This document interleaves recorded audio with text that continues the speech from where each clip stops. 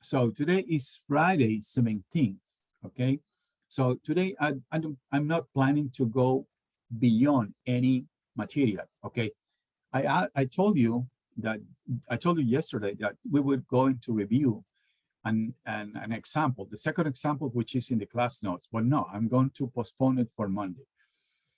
Today, I would like to do two things. First, I would like to explain, I included, I loaded a video explaining how can we analyze these results, okay, experimental results. And so I'm going to insist on that. And then we're going to review the example that we presented yesterday. And what I want is that if we are able to summarize, okay, the procedure, okay, because it's this tailored procedure has some steps, right? So it would be very nice if we identify each one of these steps, right? So at least we keep it in our memory, okay? So that's the 2 points that we're going to do today in this session. Okay, so as I said before, I loaded a video explaining these little problems that we have with the results of this test, okay? So I'm going to insist on that. Andy, can you confirm me that you are seeing my full screen? Yes, Doctor, I see. Okay, so this information that you see here is the strain in the y-axis, and in the x-axis is the force. Okay, so here, this is force. Okay, this is in newtons. I try to convert. And here we have epsilon. Okay, we have three values or three registers, right? Now, we can see in this area, okay, that there is something strange, right? And also, we can see that after, say, this value to the left, right, we see more or less that there is like a decent behavior of each one of these signals, more or less, right? Do you agree with me? And the reason this, or the cause of this, I believe, is that that's a comment that I received from Engineer Isaac, okay?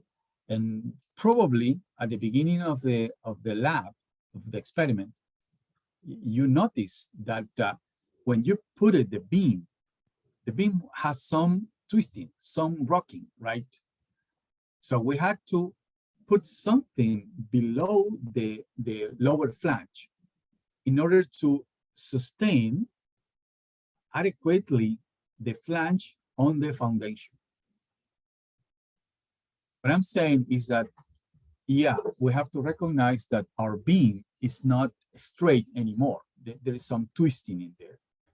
And I think this area that we are seeing here is just a result that at the beginning of the test, when you start applying the load, right, since, let me draw here, since this is not flat, but it has some inclination, right, here. When you apply the load, basically, this is being twisted in order to sit completely on the foundation. Now, even though we included here some solid object in order to make this sustain, I don't think that was enough. So when you push downward, basically the beam just deformed until finally it would settle completely on the foundation. And this is what we are looking at here. So what I think is this part of the results are not what we want to observe. We want to observe that we apply a load and the beam bends. But here, in this, at the first part of the test, here we have bending and twisting.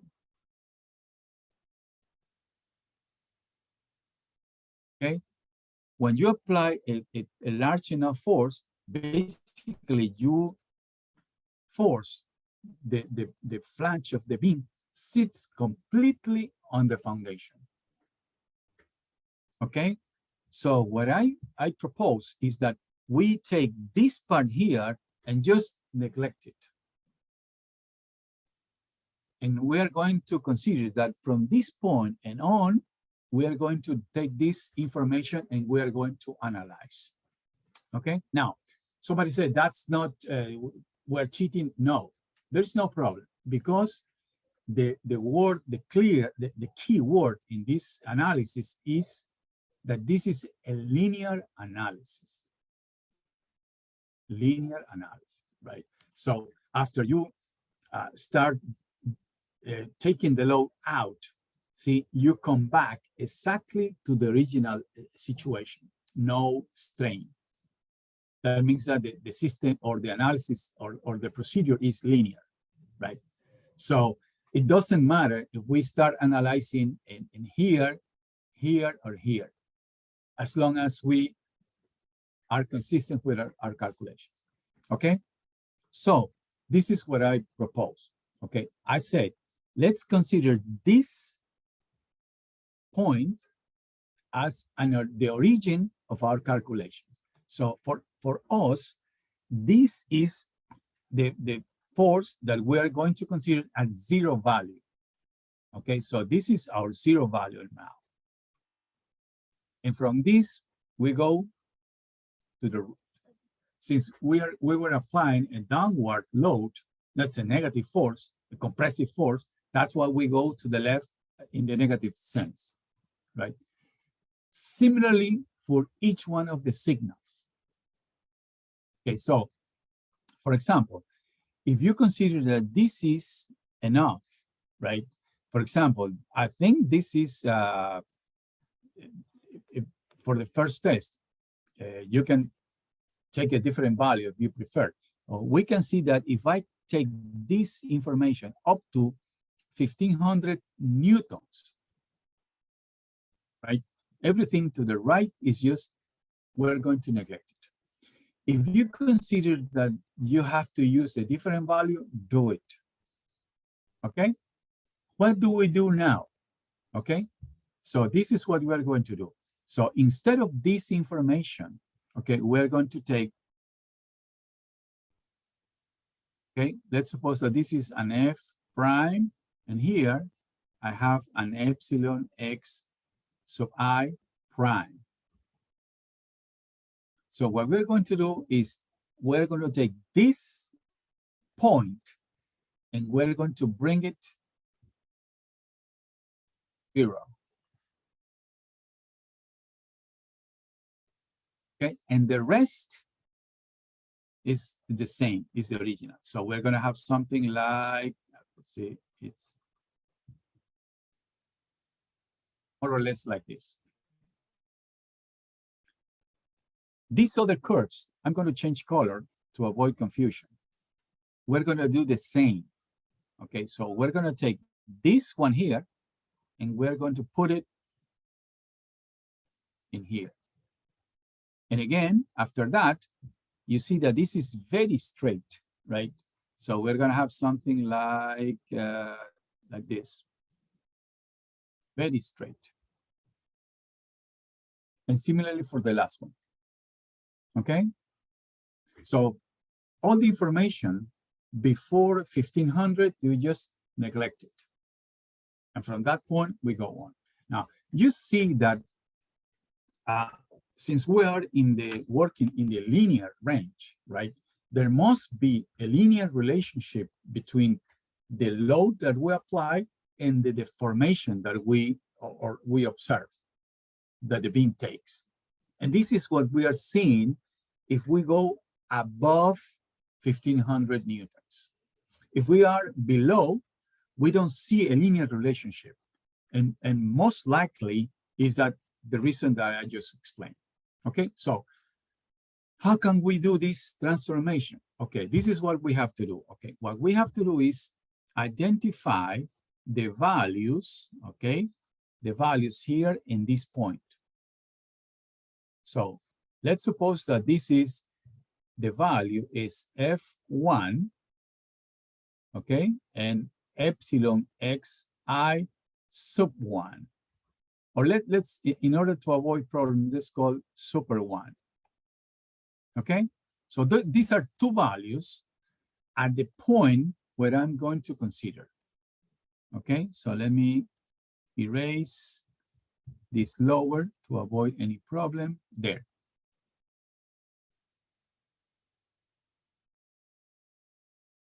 What now? Okay? What we do is we take each one of these values. This is Excel, right? So it's extremely easy to implement this formulation. So I take each one of these values and we say, okay, we have a pair. We have F and we have XXI, the originals. And we simply subtract two fixed values. And those two fixed values are F1 and epsilon XI1.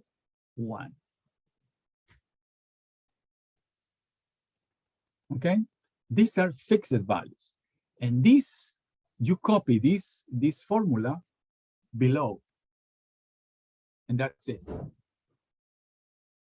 So you're going to obtain this curve here, okay, this curve here, which is very close to a straight line. Okay, now for the lower curve, okay, we do something similar, but we have to identify the value, the point. Okay, so if we want to consider this is as original value, of course, we have F1, this value, this force is the same as this one. Okay, it's the same as, where are you? Where is my pointer? It's the same as this one. But the value of the strain is going to be different. So it's going to be comma epsilon xj1.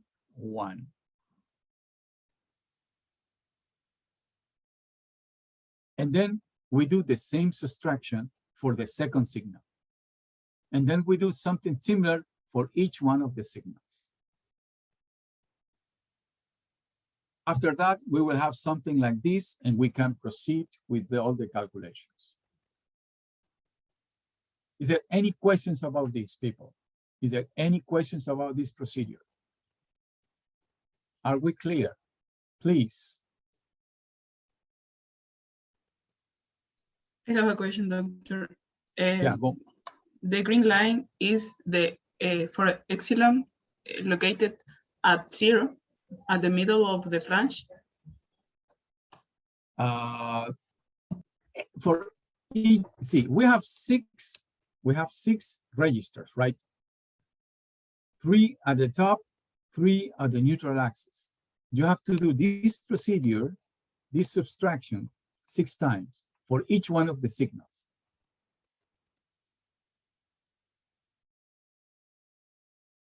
Let me go to the next slide, okay? Okay, here. So let's suppose that we bring the information from the TXT file, and we will have something like this. Okay, okay. So you have 2 text files, right? From the test. You have 2 text files, and the one give you time and millivolts, and these millivolts are proportional to the force that you're applying.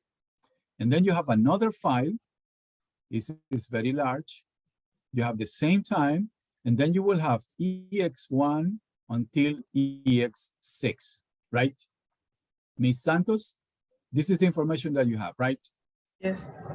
Okay, so we can import all of this into one single Excel file, right? So these two are text, any name, and TXT, that's the extension. Any name that you want, and then the extension is TXT. Okay. Now we import them since you did the module in Excel, so you have some experience working with Excel, right? So we bring this and import into an Excel table. I'm going to change color because right now I'm thinking that I'm working with Excel right now. So I'm going to work with this. So this now is an Excel file. Okay, so this is my Excel file.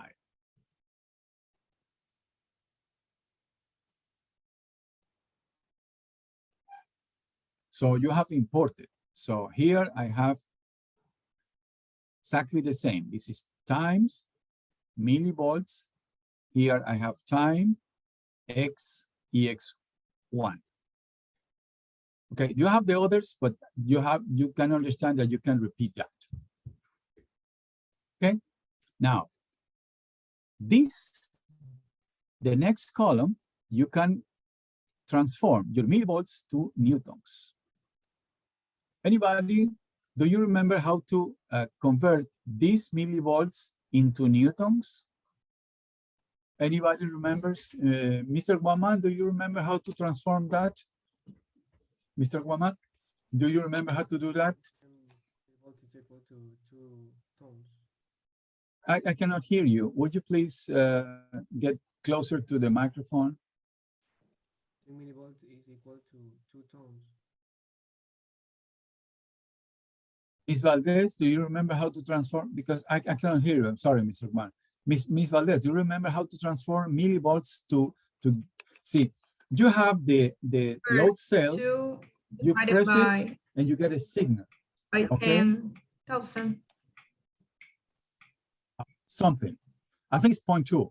Okay, you multiply the millivolts times 0.2 or 0.2 something, and you will get kilograms, right? And then you multiply by 9.8, and then you get newtons. So we know we can apply this formulation to get the force in newtons. And now you copy the formula downwards. Do you know how to copy that? I know. And I'm 65, you should do it. So we have this. Now here, I have the EX1, epsilon x1 that we know. If you do this, this is what you obtain, or something like this. This is what you obtain. You will see that there is something strange in this region. You see that you go up, and that is like a step. You start go down, and you see another step. So this is strange information. Similar here, you see that there is something like this, and then you see that there is some change. And in here, you see that this is settled. Right? So what we can do is just take this information and neglect it because the explanation I just gave. So now, what can we do? Let's suppose that about here, you have the value of 1500, which is this value here. Now, you see, and this is the value that I call EX1, because this is the first signal, and I call it super one. And this is the value that I call F1. And now, what I'm going to do is here, let me change color now.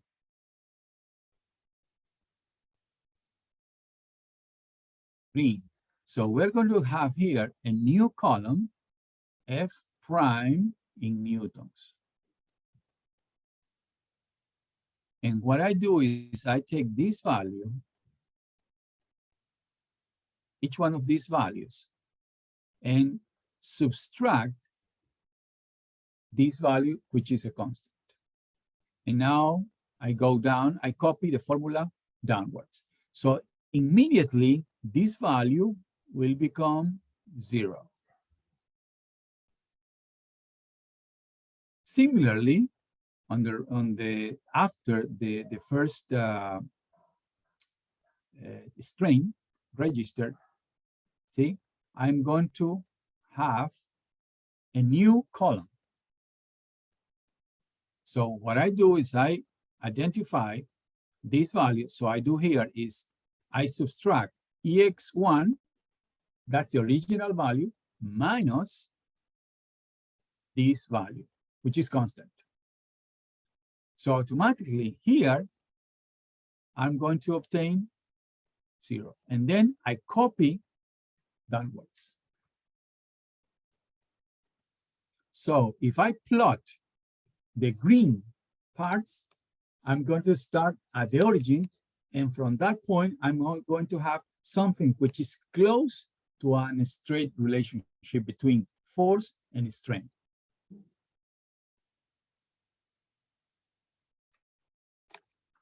Ms. Santos, did I answer your issue? Yes, doctor. Thank you. Okay. Doctor, Yeah. Because I did this part, so we did some tests for the same proof. Okay. So do we have to do an average for the 3 tests or 2 tests, or just select one of them?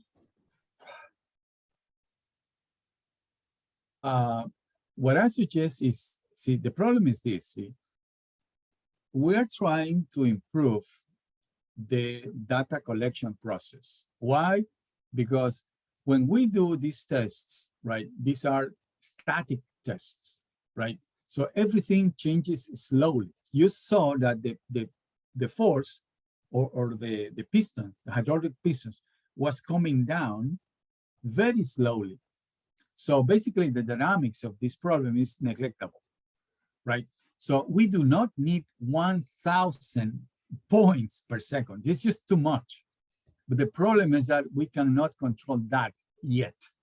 We're trying to improve that, okay? But right now, so it's a lot. I mean, my computer, when I open these things and I duplicate and I generate a new column, it's a lot of information.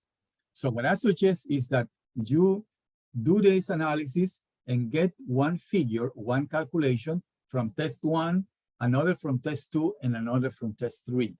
And what you can do is get some information from each one of them and try to do another table with the summary. So you, for example, the slopes, mid values or something like that. Because if you try to do this in the same Excel file, try to put the information from all the 3 tests, the computer can get jammed because it's a lot of numbers. So that's what I suggest, okay? Analyze independently and then try to get some information from each one of the tests and prepare a summary table to be included in the report. Yes, because when I did it, some of the values for the strains were positive and some of them were negative, and from the other tests, just I have positive and I don't know how to do that. I know. See, remember, for example, these 3 values, okay, those are specifically from the 3 strain gauges at the neutral axis, okay, and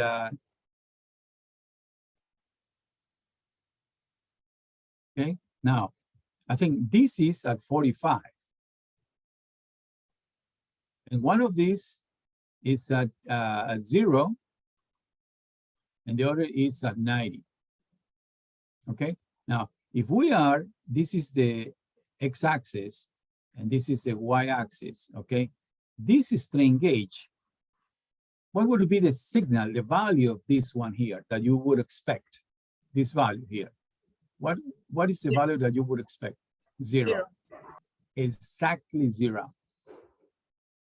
But it's not exactly on the neutral axis, right? It's probably a little bit above or below. So you get a value which is not 0. Similarly, for the vertical direction, okay, you have no action in the vertical direction. So that also should be 0, but you don't get them quite 0. And at 45, yes, that's the one that we should worry about. This is the most important, okay? So you have positive and negative values, and we have to live with the fact that epsilon 0 is not exactly 0 as it should be. This is the real world. The other is math. But Doctor, Yeah, so do you see we have to be consistent with the signs. Positive sign means tension. That's it. I know it should be 0, but it's not. So we have to live with that. It's a little error. Okay. Could I think that that is rotated, a little bit rotated, that graph? No, no. It looks like 0. straight 0 is down no and 0. It is like this. Well, that's what Andy said, right? Andy, you installed that strain gauge? Andy Miranda, did you install that? Yes, Doctor, I installed. Did you say that that's at 0 degrees? It's like this horizontal? We try to do that. We try our best. Yeah. They try to put it exactly at h/2 at the neutral axis. But we can understand that it's there's some failures. So we have to live with that. Any other question, people? Any other question? I would like to listen. For example, group 7. Who is in group 7? Who is responsible for group 7? Anybody? Who is responsible for group 7? Andy Miranda, could you help me? Who is in group 7? Yes, Doctor. Hidrogo. Isidro, Nieto, Puertas, or Medina. Okay. Who is responsible for that group? Me, Doctor. I can. Okay. Nieto. Okay.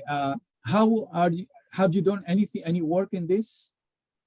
Yes, we have plotted some graphics of the shear. We plotted the strengths versus the forces.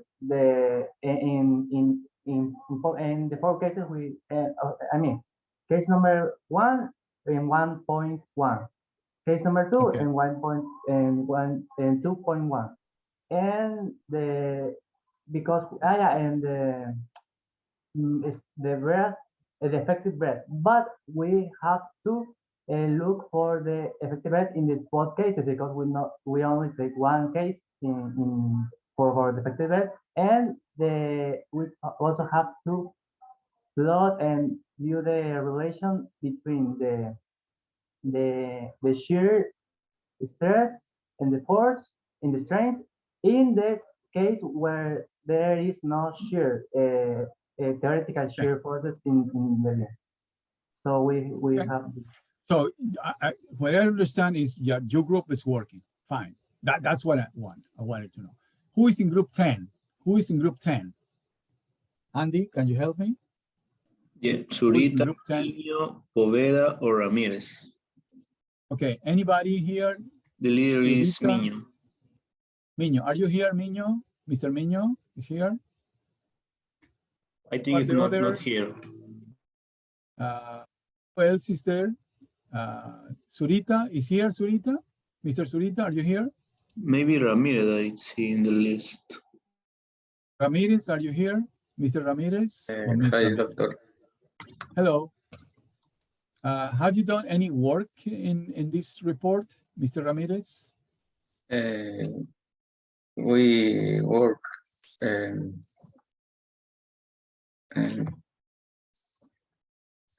Have you done any work? That's my question. Have you done any work? Have you sitting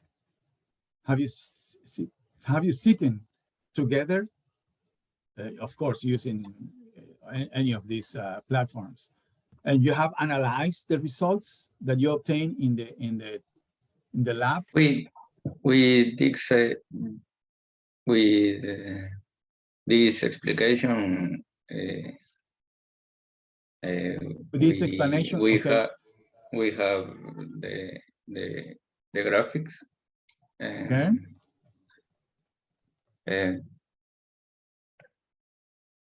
We have the analyze this graphic. Who else is in your group here? It's Miss Puertas is here. Miss Puertas, are you here? Miss Puertas? Yes, teacher, I'm here. Okay, have you done any work? Have you worked to prepare the analysis, the report of this lab? Using Where are you with, right now, Miss Puertas? I don't recognize you.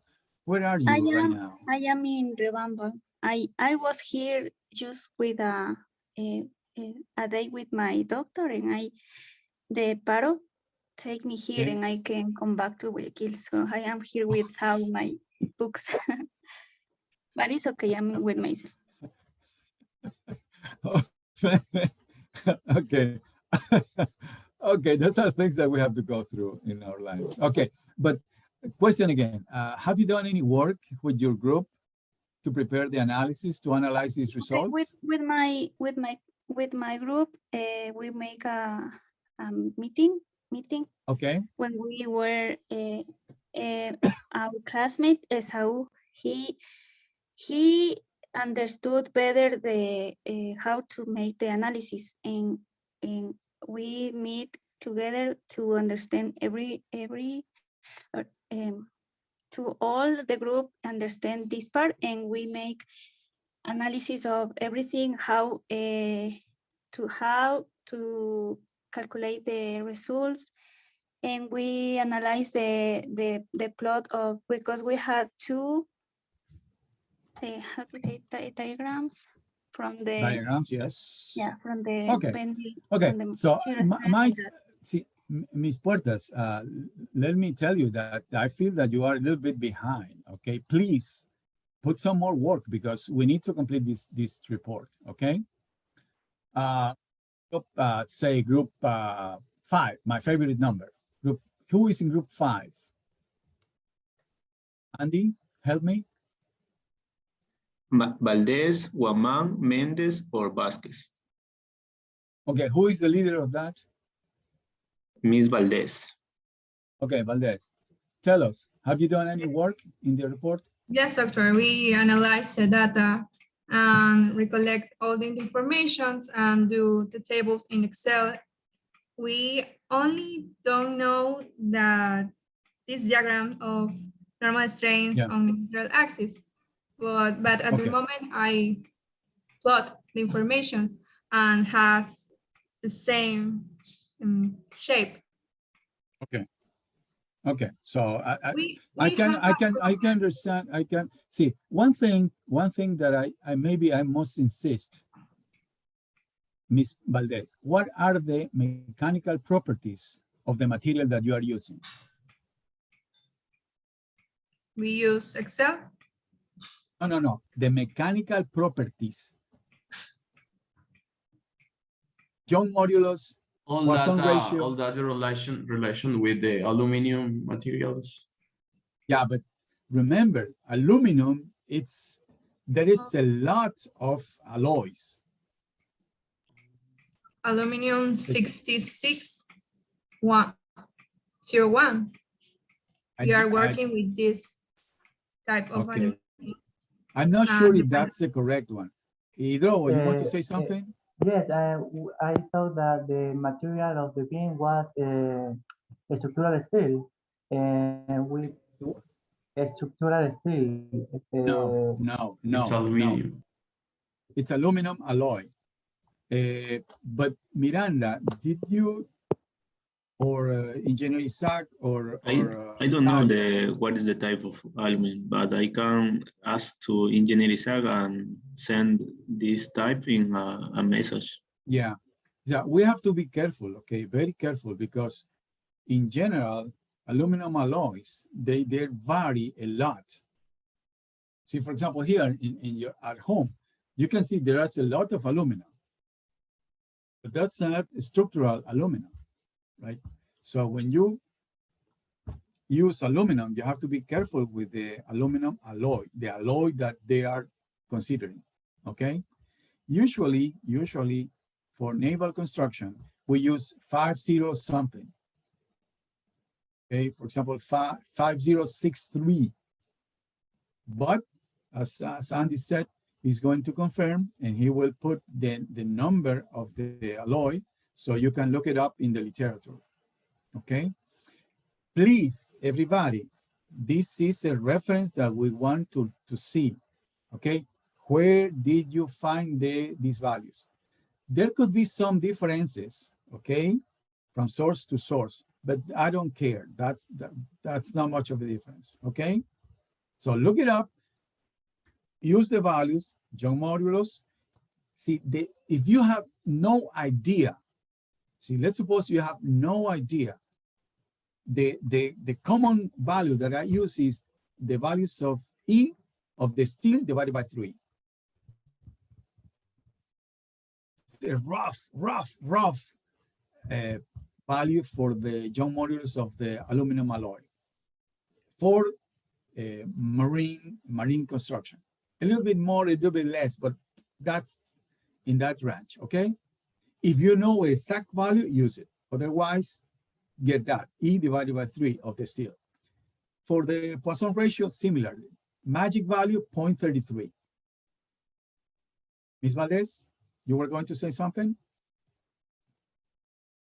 No, doctor, we have a problem with the test because when we save the file of the experimental test, we in one test, suppose we use by default the test number 3, by the string we use the test number 1 because in the other. No. Do not combine. See, test 1 is test 1, test 2 is test 2, test 3 is test 3. Okay, if you recognize, for example, Santos asked me about that. Okay, if you see the 3 tests, you plot 1, 2, 3, and you see that this is strange, do not consider. That's the reason we repeat the test. In the perfect world, the 3 results should be exactly the same, but they are never the same. So you should look it up and you can see, okay, these 2 are close. This is different. So you neglect that and take these 2. If the 3 are very different, man, give me trouble. No, it's different, but the data not saved completely. We have. Then do not combine. You simply said that information is incomplete and you are not going to analyze, and go on with the data that you have the full information. Okay. Okay. Mr. Benavides, yes. Somebody. My group have the same problem. So we need to do the same of the group of my classmates. Okay.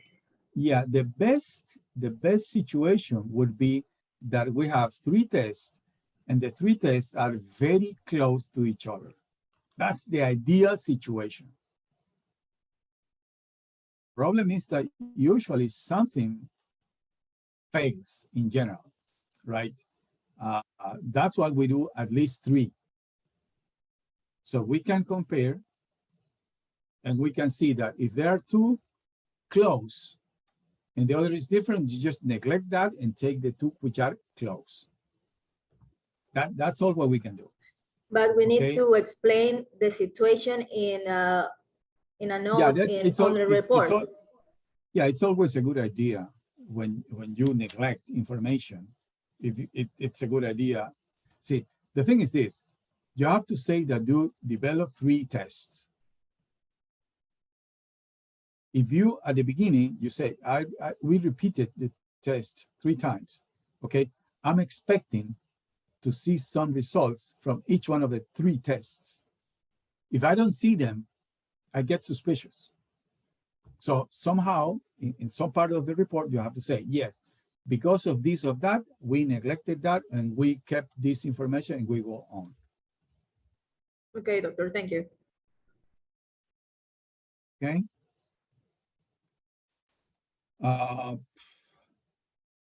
Miss Acuña, in what group are you in? Good morning, doctor. In the group 12. Okay, who is in your group? Salem Domínguez, Dylan Vanegas, y Luis Paredes. Have you done any work? Yes, we start on Monday. Okay. So you will start on Monday or you started the previous Monday? No, the previous Monday. Sorry. you never know. Okay. Okay. And the four of you are working or just Mr. Dominguez? The four, the group. Okay. People, is there any other questions about this? Any other questions about the report? Yes, doctor, good morning. Go on, go on. I have a question about, for example, in the case one, when we apply two forces on top, we should have no shear, yeah? Yeah. Yes. For example, in that case, when I plotted the graph about force versus shear stress, my values of the theoretical should be really close to the neutral.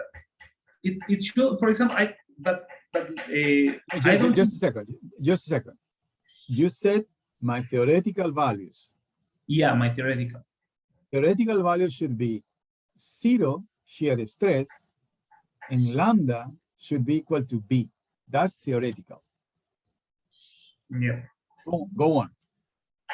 But the thing is, the theoretical value we took about or from the force that we applied, and in that case we think that this is an ideal case, and we are maybe not consider some cases, for example, the weight of the beam, or we have supports in the middle. No. Why not? Because remember, what we do is when we start the test, okay? When we start the test, we set all the strains equal to 0. So everything that happened before, including the application of the weight, is canceled. So you have your beam, the weight acts, right? And after that, you have the strength gauges here, and you said you zero everything. So the weight already act. And now from this point and on, you start applying the force. So the weight doesn't act anymore. I mean, it's not considered anymore. So it's similar to this case. So you simply consider that you have originally you have 0 here, then you have the weight here, and then you start applying the force. So everything depends on where you locate the origin of the system. That's all. So in our case, we are not considering the weight. Yeah, it's because I have a really smaller values, 0.00024, for example, are really small, just for that. But I can neglect and I can tell in a conclusion that this is a 0. What you can do, this is something which is very common, is that, for example, when you come to mechanical vibrations next year, okay, you say, for example, damping is this, damping is that. Is that small or large? Man, that's a big question. What can we do? What we can do is we can express that in a percentage. So compare that value with another reference value. And let's see if that's small or not.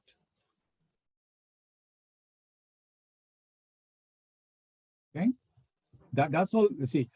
When you take an absolute value, that could be large or very small, and as you're telling me That's small, but is this really small?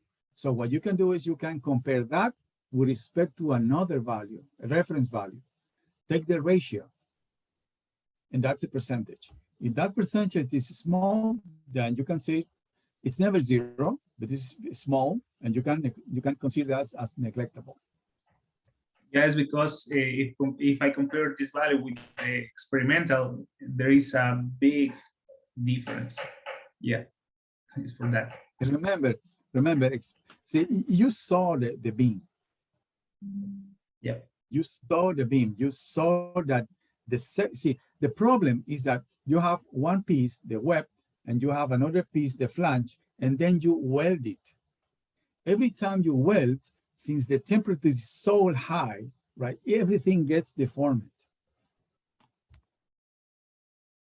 So it's extremely, extremely, extremely difficult to have a beam like that and have no deformation. So we have to live with that. So we assume that the section is constant. We assume that the beam is straight, and it's not. Since it is not a constant section beam, since it is not straight, I mean, you cannot ask too much. You could say, okay, let's buy a new beam for next year. Yes, but it's not so cheap. Aluminum is not so cheap. So that's why we have to build it. And that's why we have to live with that. We will have to review that for next year, and let's see if we can improve. But in the meantime, let's do our best. That's all what I can say. Okay, thank you, Doctor. No problem. Is anybody from group 11? Group 11? León, Carriel, Domínguez, Allison, or Fuertes? Yes, Okay, doctor. Good morning. Good morning. Have you done any work? Yes, we have been working on it, and we have like a lot of questions. We did all the graphs, and it kind of have the same graph, and we, like you said, we plot the two tests in one to see how's the difference. And like you say, it's like this, the second test is displaced a little bit, but it's really similar. Okay, but if you say so that you can use two tests and you can compare, they're never going to be the same, because this is experimental, right? So we have to live with that. But if you say that they are close, yeah, I would like to see results from both calculations and get some sense of an average or something like that. Maybe you don't have to plot it in the same graph, because as I said before, you have a lot of numbers and you can get jammed. But yeah. Okay, how many people are in your group, Miss Leon? We are 4. And where are you right now? I'm in Guayaquil. Okay, so you're, and who is the person who lives outside the? Domínguez, Alison Domínguez. She lives in? In Santo Domingo. Good. Okay, people, if you have more questions about the report, then what we can do is you can send us an email and we will try to answer back as soon as I can. Okay? I have a question. Okay, go on. Yeah, for the comparative force and the theoretical of the experimental with the experimental. Yeah, we calculate the shear stress index theoretical form or way. Yeah. Yeah. Okay. I just take, or I just calculate one number or one result. Just one shear stress for the one case. Yeah, but remember that what you do, for example, are you seeing my screen? Yes, when doctor. I have this, yes. Table? Yes. So what you do is that you you have, okay, for every value of the force, you can calculate gamma xy. And for, exactly. So you go down and you have a series of value of the force and a series of values of the shear stress, and you can plot them. And now, for each value of the force in green, see, for each one of these values, let me see, for each one of these values, down here, you can include another column when you calculate the shear stress theoretically. So you take this force, that's the force that you apply, the shear force would be half of that, right? Multiplied by Q and divided by the inertia and the thickness, which is, what's the thickness of the web? Thickness of the web? 0.5. 0.5.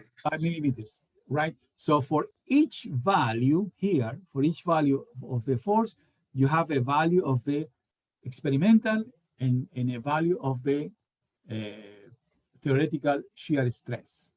So what you can do then is plot, for example, in the X, you put force, and in the vertical, you put shear stress theoretically and experimentally.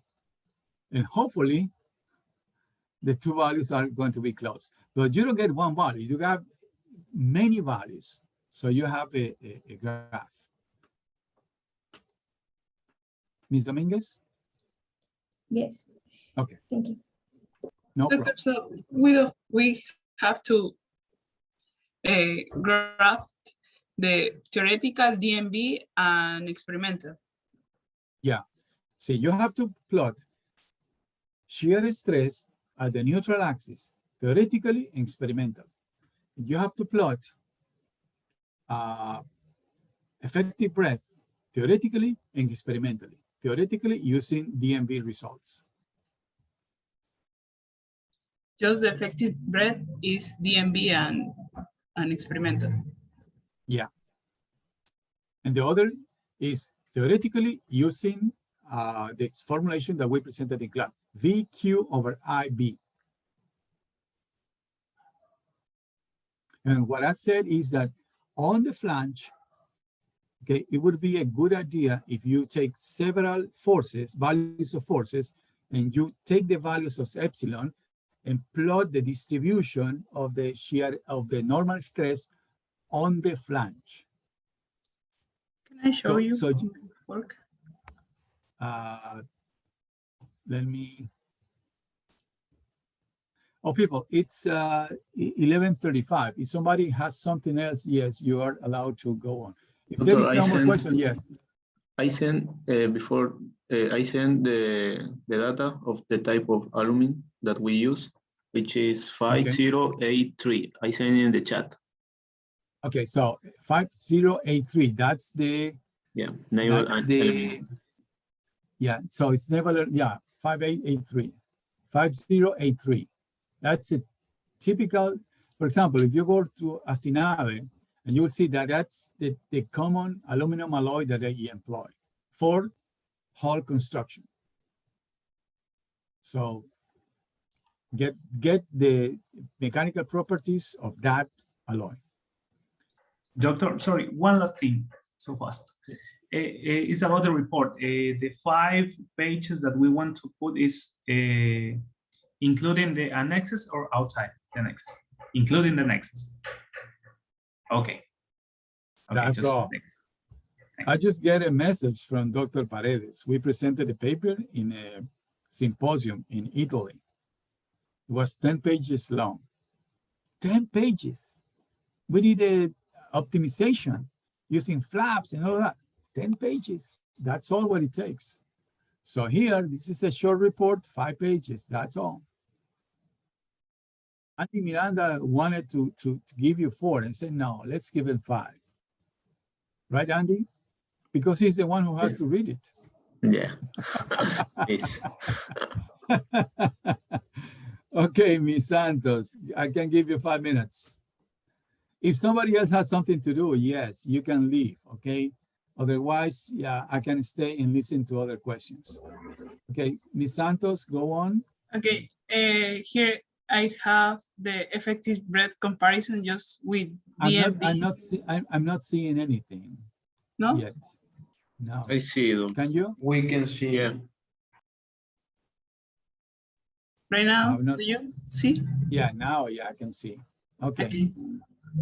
So for the test one, I had to obtain 0 force over here. And you said that the lambda was equal to B. 1. Yes. And I have to obtain 1.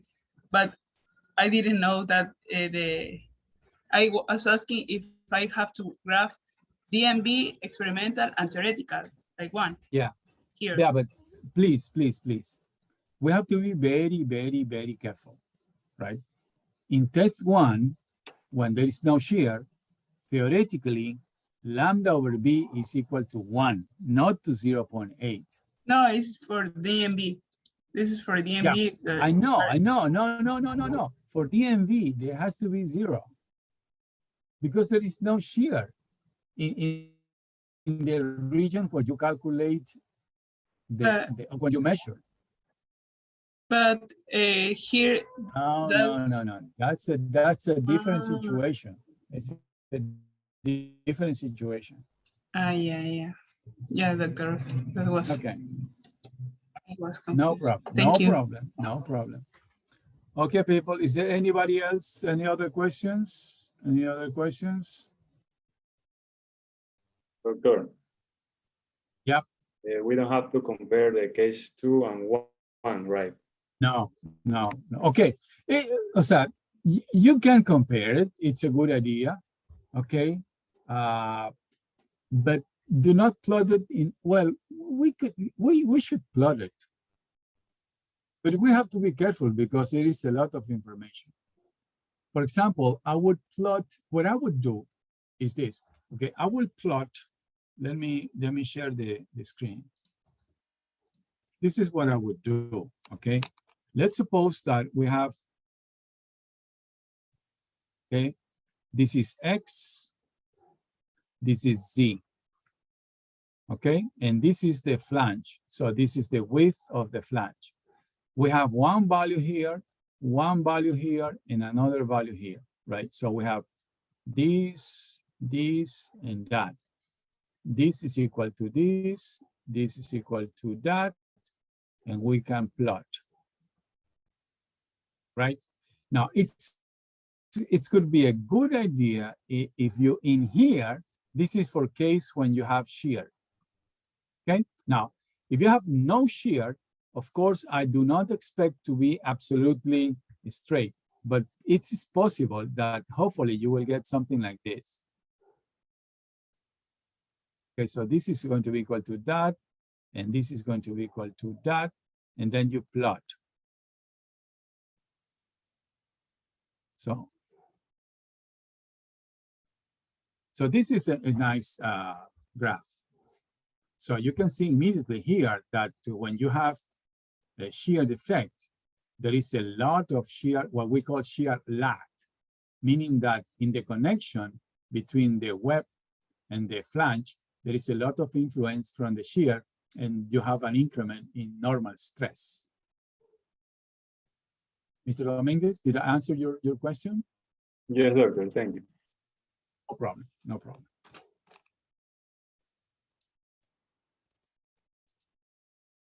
Okay, people, bye-bye now. No more questions then. Thank you. Let's see you Tuesday. Have a nice weekend.